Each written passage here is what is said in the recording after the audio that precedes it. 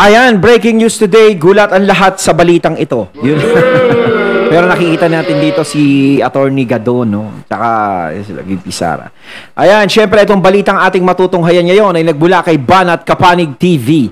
At ilalagay ko sa description box ang link ng channel ni Banat Kapanig TV para maging updated po kayo sa mga balita na kanyang inihahatid sa atin. At syempre ito po ang inyong lingkod na si BT na magbibigay ng reaksyon at komento dito sa video na ating matutunghayan ngayon. At huwag na natin pagtagalin at sabay-sabay na nating panoorin ang laman ng video na hatid sa atin ni Banat Kapanig TV at bibigyan natin ng reaksyon ng balitang ito. Pasok! Ayun, Sir Badun. Tungkulin yan na protektahan mo yung Vice President. Tungkulin yan na protektahan mo yung Presidente.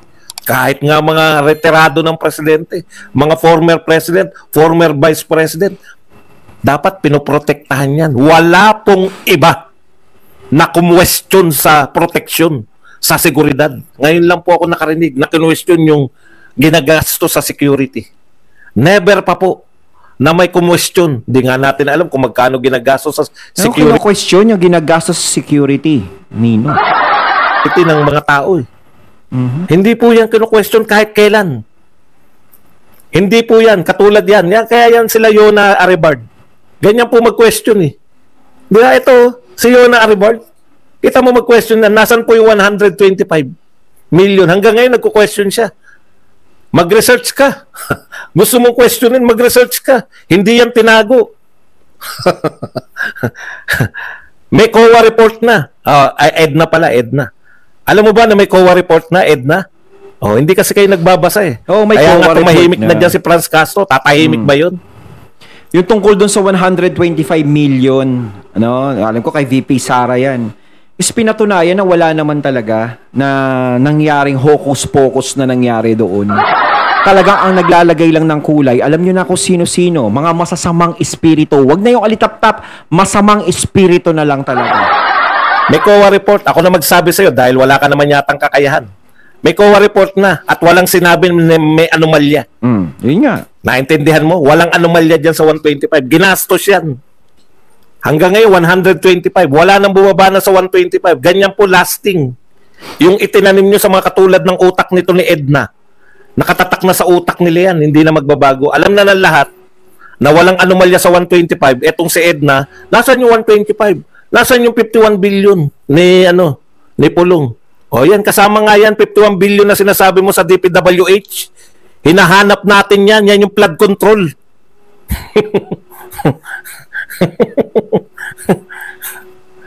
Sige, balik na po tayo sa mga totoong nag-iisip at totoo pong may kakayahang mag-isip.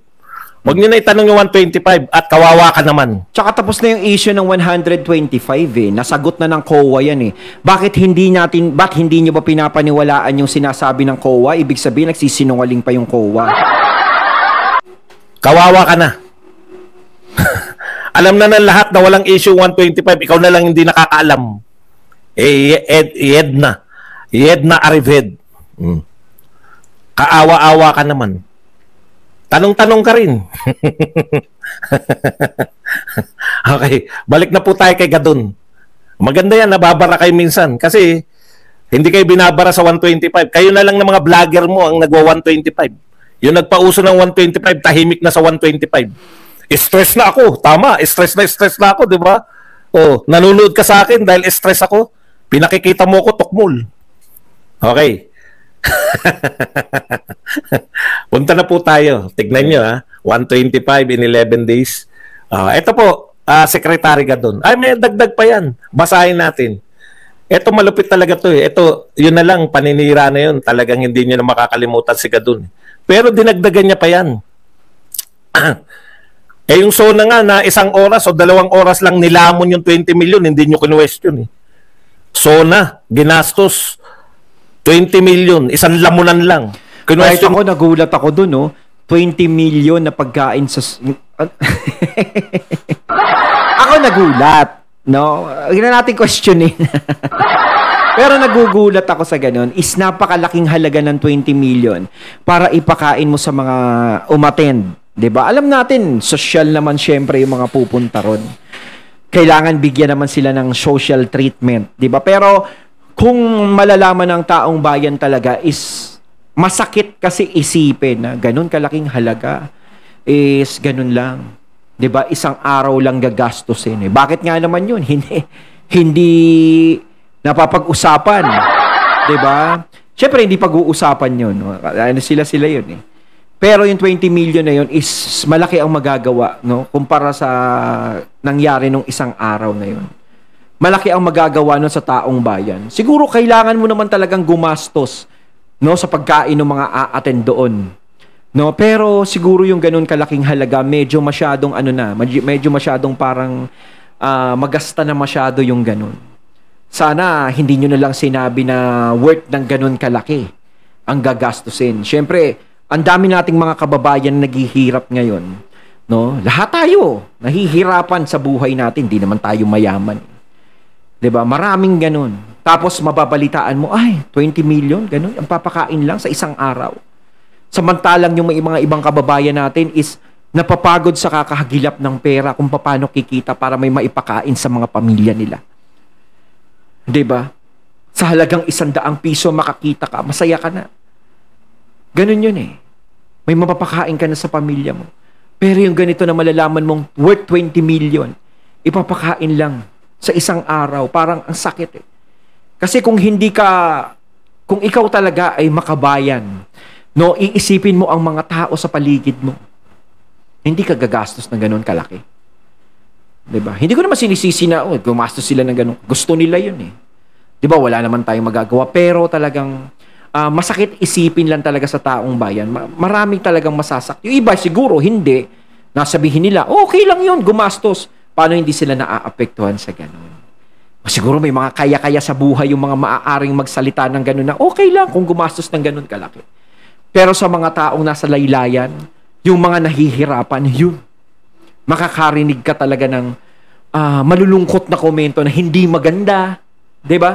Kasi nga, alam natin yung buhay ngayon. Ano ba, Edna? Hindi mo ko questionin kasi hindi mo alam okay yun. lang sana kung mababalitaan, umuunlad ang bansa natin talaga. Yung mayaman, 'di ba? Walang problema. Pero yung ganito na nababalitaan, mamahal ang bilihin, ganito, ganyan. Nahihirap. Talagang iba yung magiging feedback, no? Sa taong bayan 'yan. Hindi mo alam yung 20 million na yun eh. Nilihim sa'yo, Edna. Yan ang problema sa inyo. Edna. Nilihim sa'yo. Kurakot ba? Kurakot ba gusto mo? Okay, dagdagan po natin ha. Alam niyo po kung ano sinabi diyan ni Gadon. May dagdag pa yan. Talagang matutuwa kayo kay Gadon. Ito po, babasahin ko sa inyo yung sinabi ni Gadon. Okay. This situation is abnormal and it raises serious concerns about the morality and propriety of such expenditure. In all countries, the second in command is seen as potential threat to the top leader. But in this case, it's the exact opposite, he said. Okay. I would have kept quiet on this issue if not for ridiculous exaggeration of some people like Senator Bato. Ayun pala. Pinalagan pala ni Gadon yung kasi umaangal si Sara Duterte. Kung hindi pala umangal, hindi niya sasabihin na magastos ka. Pero ito po malapit eh. The money could have been better used in helping poor Filipinos. Antindi. Dapat daw yung 500 million na yan, ginastos na lang para makatulong sa mga mahihirap na Pilipino. Yung security daw dapat ni BP Sara, ginastos na lang daw dapat para pagtulong, no? The money could have been spent. Mas maganda pa raw kung ginamit yan. Mas may pakinabang pa raw kung ginamit yan sa mga naghihirap na Pilipino. Mm-hmm. Magkano kaya budget ni Gadon? Tanong lang natin. Gadon, magkano kaya budget niya? Ako talaga hindi ko lubos maisip na magbabangga si BP Sara o mga Duterte tapos si Gadon. Ako dati natutuwa talaga ako kay Attorney Gadon talaga. Natutuwa talaga ako sa kanya. Pero ngayon medyo... Hindi ko naman sinasabing hindi ako natutuwa sa kanya. Pero talagang pinapakita niya lang siguro na talagang solid siya sa mga Marcos. Dahil since day one naman talaga nakikipaglaban talaga siya eh. 'Di ba? Sa mga dilawan pa lang. Nakikipaglaban na si Gadon. Ngayon naman, ang mga Duterte, si VP Sara naman talaga ang binabakbakan ngayon ni Gadon. Hindi ba sulit? Alam niyo po, gaano po ka-effective yung Ano kaya magsalita ka kay BP Sara, no? Si Gadon mahilig magsalita ng mga... Ganun yun si BP Sara. Baka mamaya bigla siyang ma-sheriff ni BP Sara. Yung ginawa sa sheriff, tiger uppercut na. yung mga ginagastos ng gobyerno. Yan, gastos po ng gobyerno yan. Gaano po ka-effective yan? Halimbawa po sa security ng Vice Kasi yung security ng Vice President is kinu-question. Diba? Siyempre security, babayaran mo yun. Alam nga namang hindi mo bayaran. Pero bakit nga? Ito kinu-question yung security ng Vice, pero pwedeng balikan yung question na yun. Paano kung ibalik nga naman yung question na, bakit doon sa pagpapakain, doon sa mga bisita ng SONA, 20 million, ang laki-laki nun. Bakit hindi yun kinu-question? Siyempre, anong sasabihin ni attorney doon? Yun nga, attorney, nasisilip ka tuloy. Diba? Ganun ba? Maaaring ganun mangyari. President. Effective yan, yung pinagkagastosan, kung hindi, walang nangyaring masama sa Vice President. May nangyari po bang masama sa Vice President for the last 2 years? Wala. Hindi po siya walang nagtangkang bumaril, no? Yeah, katulad nung kay Trump, no? Wala pong nagtangkang siya ay ipadeds. Ibig sabihin, no? Ang ibig sabihin, yung ginastos ng pamahalaan na hindi po napunta sa bulsa ni BP Sara. Wala pong akusasyon na napunta. Kaya naman kwentuhin yan. Oy, Edna, unahan na kita. Baka mamaya sabihin mo na naman, binulsa na naman. No? Yung 500 billion, pampasweldo yun sa security, hindi yun napunta kay BP Sara. No? Yung kina-question nyo, hindi yan ikinayaman ni BP Sara. Tsaka 500 billion, no? Syempre, ang dami namang security nun eh. Baka kina-question ni Kadon dito, ba't ang laki-laki naman ng 500 million? Yung dami-dami nun, di ba? Tsaka, kailangan talaga ng maraming security ng Vice President. Kasi ang Vice President, walang pinagkaiba sa presidente yan. Di ba? Kaya nga yung karamihan dyan, nananakam sila sa posisyon, nag-aagawan sila ng ganyan eh. 'Di ba? Dahil kung ikaw Vice President ka, may pag-asa ka maging presidente. Sa pelikula nga nakikita natin, no, Vice President nananakam sa posisyon ng presidente.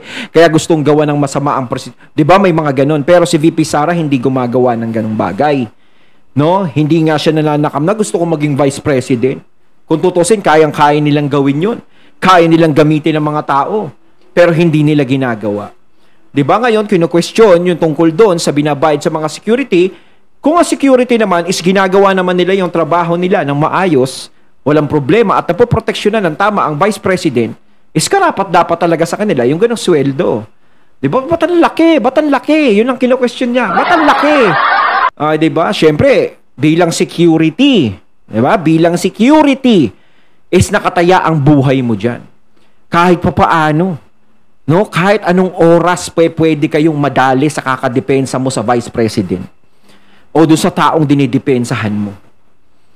'Di ba? Kaya nga minsan yung mga security talagang dapat talaga is pinapasweldo ng maganda yan. Kasi pag ikaw pumasok sa trabaho yan, buhay mo ang nakataya diyan. Dahil kapag kuwari may ginawang masama sa pinaglilingkuran nila, sila ang sasalo diyan, sila ang haharang diyan. 'Di ba? Kaysa naman sa ibang gastos na wala naman mapapala. 'Di ba? Tapos ang laki-laki ng gastos. Okay. Tanong, effective ba 'yun? Nasulitan ba tayo? Sulit na sulit. Bakit? Wala nangyari kay BP Sara. 'Yun yung sinasabi Congratulations. natin. Yung ginawa nila yung trabaho nila. Pera na ginastos sa security may napuntahan. Eto tanong ko kay Edna at saka kay Gadon. Oy, talo ka na, Patsabilyo. Talo ka na ni Edna, may ba? Siguro gusto ni Gadon yung sweldo na security ni BP Sara 200 isang tao.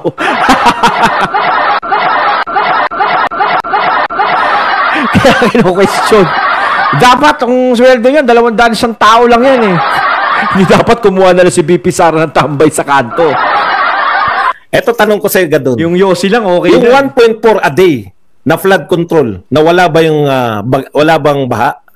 Wala ba tayong bahang naranasan? Meron. Merong isang bagyo na nagngangalang Karina. Hindi po super type. Ayun, nasaan na yun? Yun, Bagyo, pangkaraniwan. Yung mga normal lang na pumupunta sa atin na bagyo. Binaha tayo. 1.4 a day yun, Gadon. Gadon, 1.4 a day. Billion, hindi million. Yan yung sinasabi ko. 'Di ba? Sisita, tapos ganun. May butas din naman sa idinidepensahan. 'Di ba? Hindi lang dapat kasi tumututok sa isa eh. 'Di ba? Security is may katwiran. No, si VP Sara naman is naprotektahan. 'Di ba? Walang nangyari sa Vice President. Ngayon doon sa flood control naman. No, kung talagang sinasabi nga nagiging issue na pinagawa, ginastusan, tapos biglang binaha. Mahina pa lang yung bagyo na yun, hindi pa malakas. Paano kaya kung todo-todo na yung bagyo? 'Di ba? Lalo nang tayong kawawa. Yun ang tanong, hinahanap ngayon nila. Nasaan na yun kung talagang gawa na o pinagawa? Kay BP Sara, 500 million a year. Wala nangyari kay BP Sara. Na-secured siya ng security. Sulit ang ginastos ng pamahalaan. Kung magkano man yung ginagastos natin kay President Marcos sa security, pondo ng PSG, sulit. Walang nangyari sa Presidente ng Pilipinas sa kanyang pamilya. Yan yung mga nasulitan yung pondo.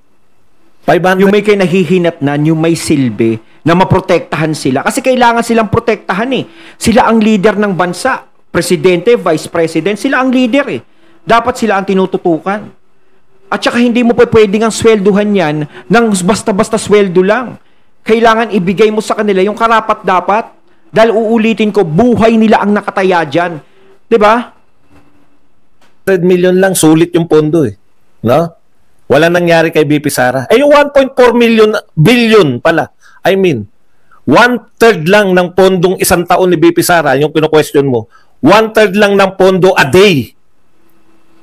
Kay BP Sara, a year. 1.4 a day. Nasulitan. Puntakin mo a year. Siyempre, di ba? Naipon na lang naipon yun. Ang masama kasi, 500 million. Okay, billion. A day, yun masama. Sino ba yung mga gwardiya niyan? Si Matrix, si John Wick. Dapat ganun. Pero a year naman eh. Di ba? A year. At ang dami-dami naman talagang security nun. Dami mong pasaswelduhin yun, buwan-buwan. Ba tayo? Nawala ba baha?